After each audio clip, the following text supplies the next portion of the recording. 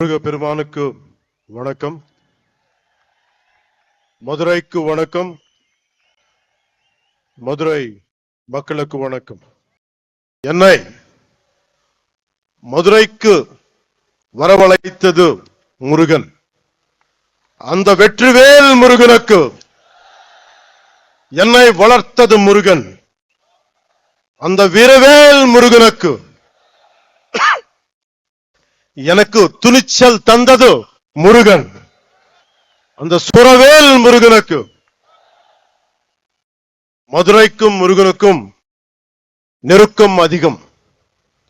முருகனின் முதல் அறுபடை வீடும் கடைசி அறுபடை வீடும் மதுரையில் தான் உள்ளன. மதுரை என்பது மீனாட்சி அம்மன் பட்டினம். மீனாட்சி அம்மன் தாய் பார்வதியின் அம்சம்.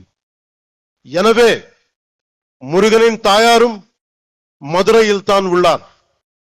முருகனின் தந்தை சிவபெருமான் முதல் சங்கத்துக்கு தலைமை ஏற்று மதுரையில் தான் இருந்தார். எனவே இந்த மதுரையில் தாயமே இருக்கிறார், தந்தியும் இருக்கிறார், மகனும் இருக்கிறார். அப்படின்னா மதுரை மக்கள் எத்தனை புண்ணியம் பண்ணி இருக்க வேண்டும். அந்த புண்ணியத்தின் விளைவாக பசும்பொன் முத்துராமலிங்க தேவர் அவதரித்தார். தென் தமிழ்நாட்டின் மாபெரும் தலைவர் பசும்பொன் முத்துராமலிங்க தேவர் முருகனின் அவதாரமாக கருதப்படுகிறார். அவர் சிலைக்கு அருகே மயிலும் வைக்கப்பட்ட உள்ளது. தேவர் மூலம் மனித உறவில் முருகன் வாழ்ந்தார். அந்த பசும்பொன் முத்துராமலிங்க தேவரை தாழ் பணிந்து வணங்குகிறேன். இப்போது மதுரையில் நடத்த ஒரு நிகழ்வை சொல்ல போகிறேன். இன்று மீனாட்சி அம்மன் கோயிலுக்கு போறோம், அருளை பெருக்கிறோம், குங்குமம் பெருக்கிறோம், பிரசாதம் கிடைக்கிறது. ஆனால் இந்த தலைமுறைக்கு தெரியாத ஒரு விஷயத்தை சொல்ல போகிறேன். ஒரு காலத்தில் மதுரையே இருண்டு கிடந்தது. நமக்கு ஒளி கொடுக்கும் மீனாட்சி அம்மன் கோயிலில் ஒளி இல்லை. நமக்கு சிந்தூர் கொடுக்கும் மீனாட்சி அம்மன் கோயிலில் சிந்தூர் கொடுக்க ஆள் இல்லை. எந்த ஒளிப்பாடும் இல்லை. கோயில் நொறுங்கி போய் இருந்தது. ஏன் தெரியுமா? 14ஆம் நூற்றாண்டு தொடக்கத்தில் மதுரையை மாலிக் கஃபூர் லூட் பண்ணினான். அதன் பிறகு 60 வருஷங்களுக்கு மீனாட்சி அம்மன் கோவிலில் விளக்கு இல்லை. மீனாட்சி அம்மன் கோயில் மூடப்பட்டிருந்தது. அது மதுரையின் இருண்ட காலம். 14ஆம் நூற்றாண்டின் முடிவில் மதுரையில் மீண்டும் ஒளி பிரிந்தது. அந்த ஒளி விளக்கை ஏற்றி வைத்தார் விஜயநகர இளவரசர் குமார கம்பனன். இதுல இருந்து என்ன தெரிந்தது? நமது நாட்டு நம்பிக்கைக்கு அழிவில்லை, அதுவும் யாராலும் அழிக்க முடியாது. நமது கலாச்சாரம் ரொம்ப ஆழமானது. நம்மை அசைக்க யாராலும் முடியாது. கன்னியாகுமரியிலிருந்து காஷ்மீர் வரை நமது அறம் ஆழமாக இருந்தது. அது இன்றும் ஆழமாக இருக்கிறது, இனியும் ஆழமாக இருக்கும். இதுதான் இந்த தெய்வீக பூமியின் பலம். முருகனின் வடிவத்தில் நமது அறம் தொடர்ந்து தலைக்கிறது. அறம் என்பது என்ன? உலகை தீமை சூழும் போது அதை அறுப்பது அறம். எல்லோரையும் சமமாக பார்ப்பது அறம். தீவர்களை செய்வது அறம். தீவர்களை வதம் செய்வது அறம். அதன் பெயரே புரட்சி. அது செய்பவரே புரட்சி தலைவர். எனவே உலகின் முதல் புரட்சி தலைவர் முருகன் பெருமாள். நம்ம எல்லோரும் இங்க வந்தது ஒரே ஒரு கடவுளுக்காக. புரட்சி தலைவர் முருகப்பெருமானுக்காக, உலகின் முதல் புரட்சி தலைவருக்காக, அநீதியை அழித்ததால் அவர் புரட்சி தலைவர், சமமாக நடத்தியதால் அவர் புரட்சி தலைவர். அந்த வெற்றிவேல் முருகனுக்கு, அந்த வீரவேல் முருகனுக்கு, அந்த சுரவேல் முருகனுக்கு கட்சி தலைவர் கேட்கிறார், முருகன் மாநாட்டும் ஏன் தமிழ்நாட்டில் நடத்துகிறீர்கள்? யூபிஎல் குஜராத்தில் நடத்த வேண்டியதுதானே என்று கேட்கிறார். இதன் மூலம் பிரிவினை செய்ய பார்க்கிறார். இது போல் சில கேட்கிறார்கள். இன்று முருகை நோக்கி கேட்கிறார்கள், நாளை சிவபெருமானை பார்த்து கேட்கலாம், அம்மனை பார்த்து கேட்கலாம். இந்த சிந்தனை மிக மிக ஆபத்தானது. அதை பற்றி சொல்கிறேன்.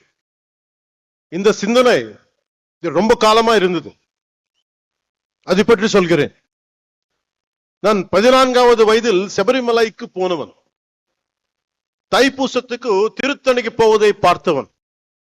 நான் சென்னை மயிலாப்பூர் படித்த போது நெற்றியல் பட்டையுடன் ஸ்கூலுக்கு போனவன். சிறிது காலத்திலே மாற்றம் தெரிந்தது. அடுத்த 10 ஆண்டுகளில் நெற்றியல் விபூதி பூசுவதை கேள்வி கேட்டார்கள். எனவே என் 14வது வயதிலேயே இந்த விதமான கேள்விகளை எதிர்கொண்டவன். எல்லோருக்கும் இந்த எக்ஸ்பீரியன்ஸ் இருக்கும். அதை நாம் பெருத்துப்படுத்தவில்லை. காரணம், நம் இந்துக்கள் செக்குலரிஸ்ட். கிறிஸ்தவராக இருக்கலாம், ஒரு முஸ்லிமாக இருக்கலாம். ஆனால் ஒரு ஹிந்துவாக இருந்தாலே இவர்களுக்கு பிரச்சனை. ஒருவன் ஹிந்துவாக இருந்துவிட்டால் அவன் மதவாதி. இதுதான் இவர்களது போலி செக்குலரிசம். நம்பிக்கையை கொண்டாட எனக்கு உரிமை உள்ளது. அதை கேட்க நீங்கள் யார்? உங்கள் நம்பிக்கையை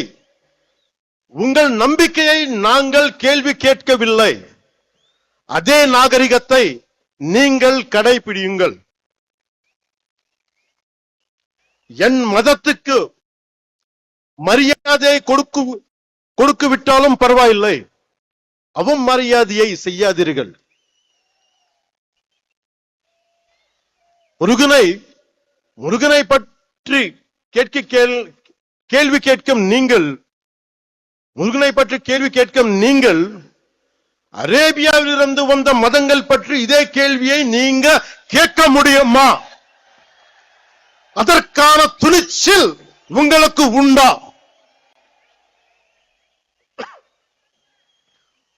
அதனால சொல்றேன், சீண்டி பார்க்காதீர்கள்.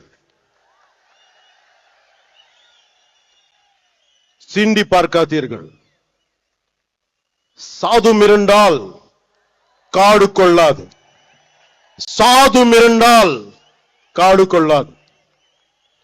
సజ్జనుడికి కోపం వస్తే, సహనంతో ఉన్నవాడి కోపం వస్తే వాడిని ఆపటం ఎవరి తరం కాదు.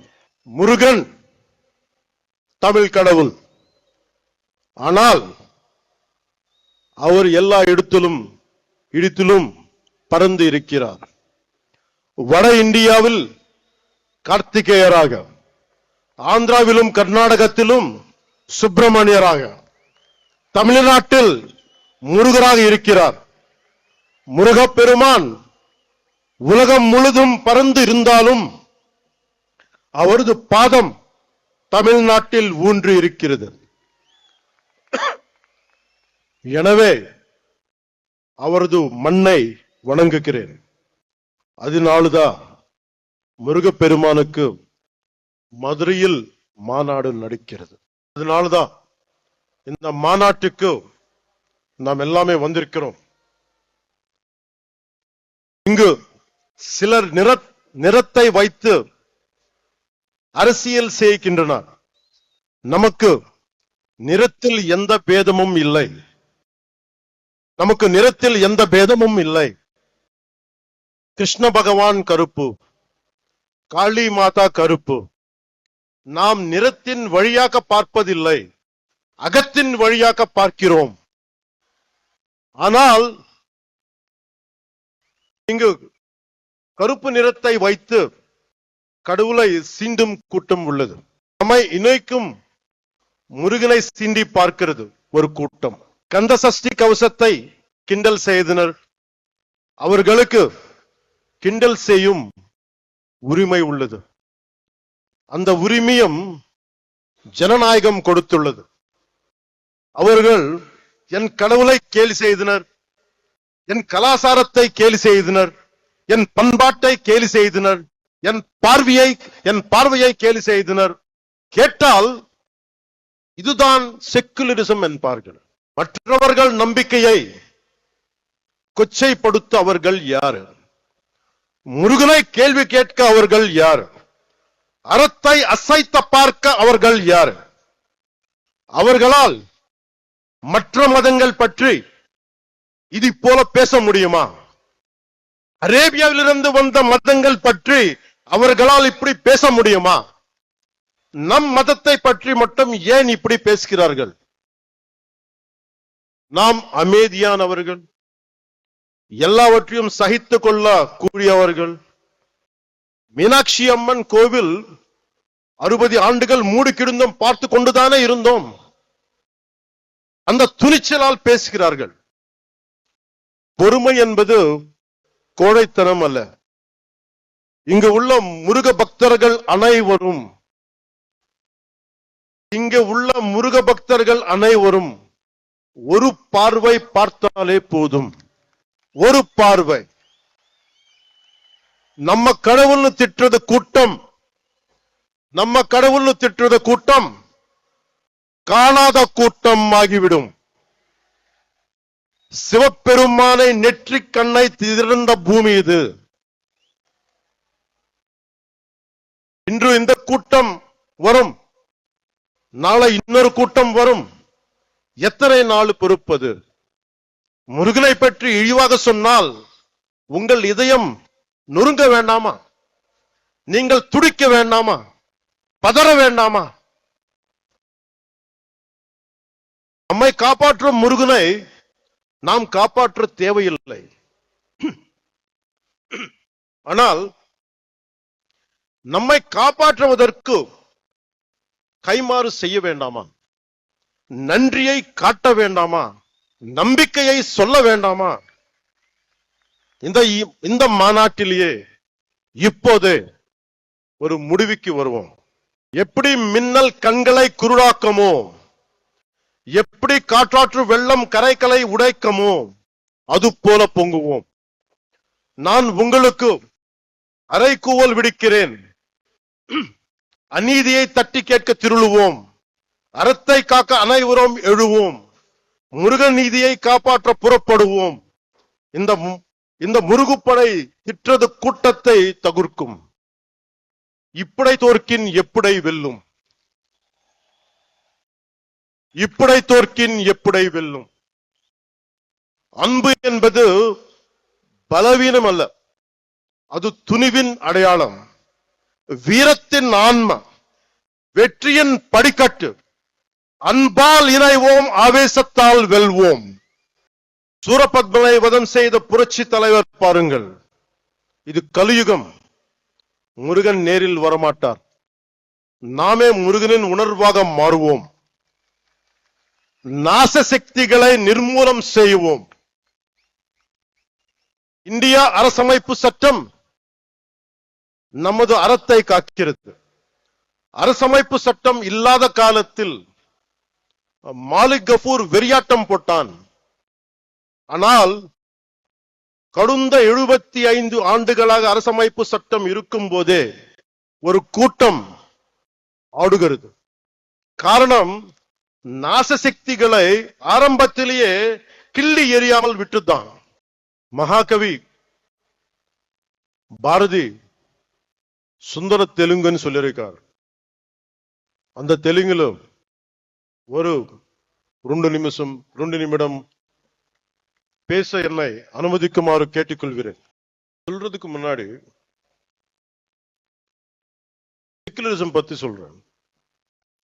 நம்ம நாட்டுல secularism is a convenient word for a lot of people in our country.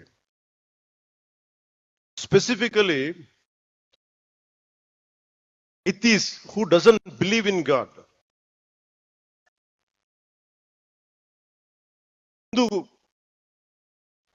மத்த மதங்கள், what these atheists say, they don't believe in God. நம்ம கடவுள் நம்ப மாட்டாங்க. கடவுள் நம்ப மாற்றுறது இல்லைன்னா எல்லா கடவுள் நம்ப கூடாது. பட் இந்த நம்ம நாட்டு எத்திஸ் எப்படின்னா only Hindu கடவுள் நம்ப மாட்டாங்க. That is the definition of secularists of our country, atheists of our country. It is the issue of our country. Secularism means no discrimination against anybody in the name of religion. நம்ம நாட்டுல secularists வந்து no discrimination against anybody in the name of religion except Hinduism, except Hindu gods and Hindu culture. Hindu culture ne திட்டிட்டேங்க, Hindu gods ne abuse பண்ணிட்டேங்க. That is secularism for them. They don't have the guts to point out any other religion except Hindu dharma. இந்த நாத்திகர் கூட்டத்துக்கு, secularist கூட்டத்துக்கு அரசமைப்பு சட்டம் கொடுத்த one great weapon is there. அது என்ன? freedom of speech, பேச்சு சுதந்திரம், இஷ்டத்துக்கு பேசுறது. நம்ம கடவுளை திட்டுறது பழக்கம் ஆயிடுச்சு. கடவுளை திட்டினாலும் நம்ம எல்லாரும் கோவப்படக்கூடாது, கவலைப்படக்கூடாது. ஏன்னா அது பேச்சு சுதந்திரம். அவர் திட்டிட்டே இருப்பாங்க, நம்ம மட்டும் நிம்மதியா இருக்கணும். ஏன்னா நீங்க இந்துக்கள். இது மாறணும். This has to change. If this does not change, it would be very difficult to sustain our religion, our dharma. Anywhere in our country, being a Hindu, I'm not a fanatic Hindu, I'm a committed Hindu. I respect Islam, I respect Christianity. Only na கேக்குறது என்னன்னா, don't disrespect my Hindu dharma. நம்ம அறம் பத்தி நீங்க எதுவுமே சொல்லாதீங்க. This is my pleading. 2000, is there need to translate? Someone translate? இல்ல யாரா இருக்காங்களா டிரான்ஸ்லேட் பண்றதுக்கு? தெரியுங்களா?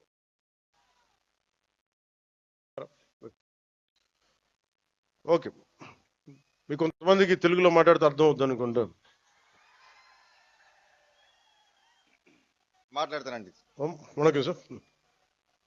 2014లో నేను ఒక పార్టీ ప్రారంభించినప్పుడు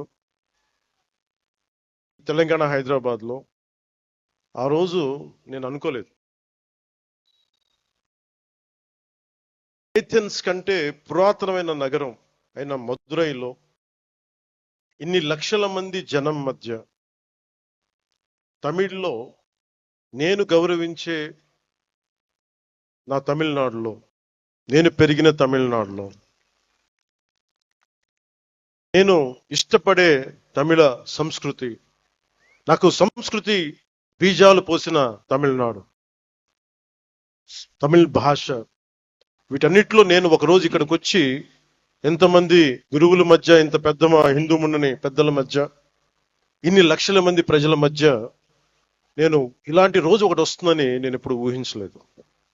I hope you can translate. நான் 2014ல நான் ஒரு கட்சியை ஆரம்பிக்கும் பொழுது, நான் ஹைதராபாத்ல தெலுங்கானால அரசியல் செய்யும் பொழுது, நான் வளர்ந்த தமிழ்நாட்டுல, நான் படித்த தமிழ்நாட்டுல ஒரு ஆன்மீக பூமியான ஏதென்ஸ் நகரத்திற்கு தொன்மையான நிகரான ஒரு மதுரை மாநகரில் நான் இந்த மாதிரியான இந்துக்களுக்கான ஒரு கூட்டத்தில் என்ன ஒரு சிறப்பு அழைப்பாளராக என்ன அழைத்து இப்படி நீங்க கௌரவிப்பீங்கன்றதை நான் நினைச்சு கூட பார்க்கல அப்படின்னு சொல்றார்.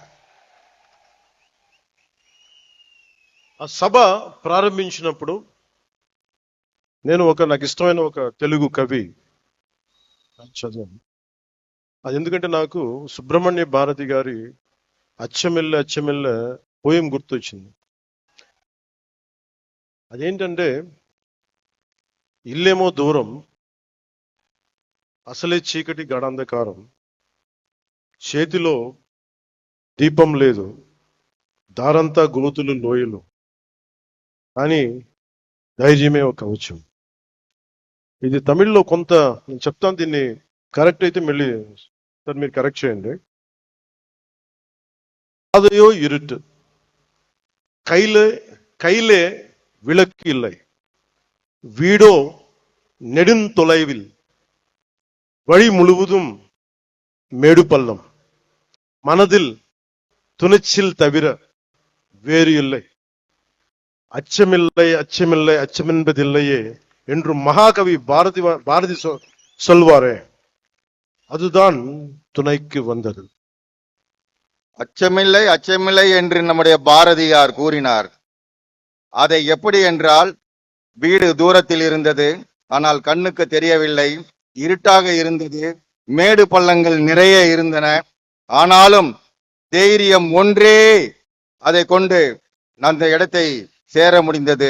அதைத்தான் அவர் அச்சமில்லை அச்சமில்லை அச்சமில்லை என்பதை தைரியத்தோடு நாம் செய்து கொண்டால் எதையும் வெற்றி அடைய முடியும் என்பதை அவர் கூறுகிறார். அதுதான் திருத்தி சொல்ல சொன்னார்.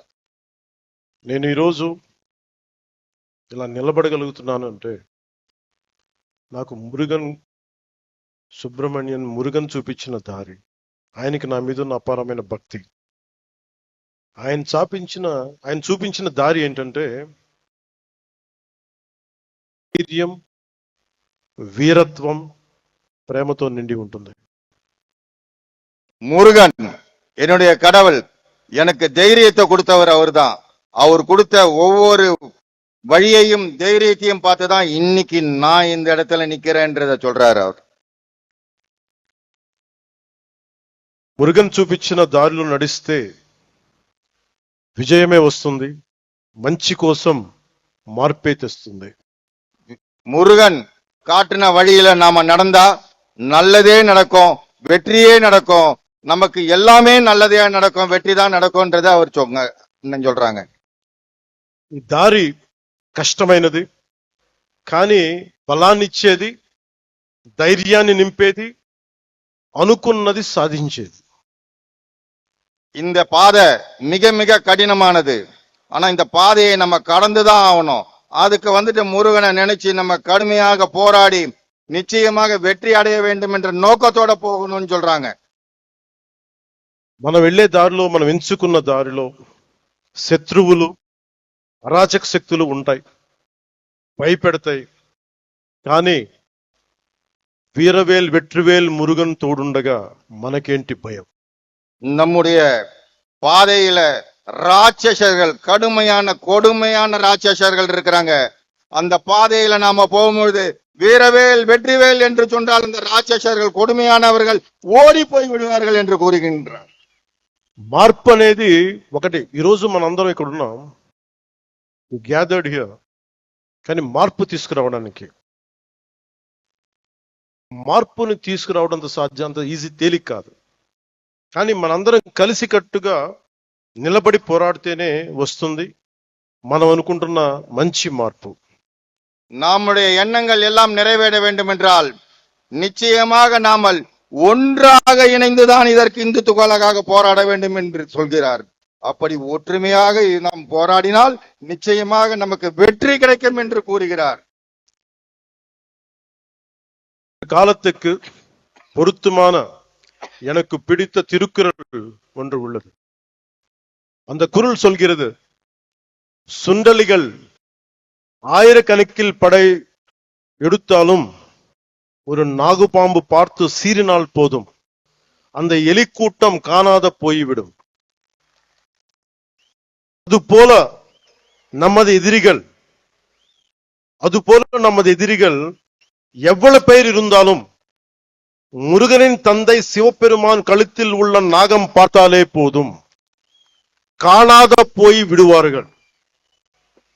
நான் இதை உங்களுக்கு டிரான்ஸ்லேட் பண்ணணும்னு தேவையில்லை. எனவே மாற்றம் வருவது உறுதி. Change is bound to happen. మార్పు తథ్యం.